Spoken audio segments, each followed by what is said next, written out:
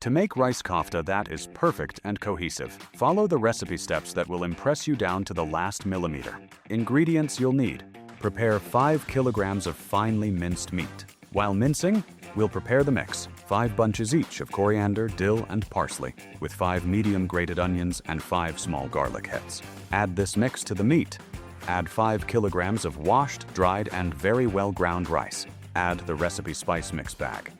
Start mixing all these ingredients together very well, then mince them one more time until they are fully combined and ready. Look at how smooth the dough turns out.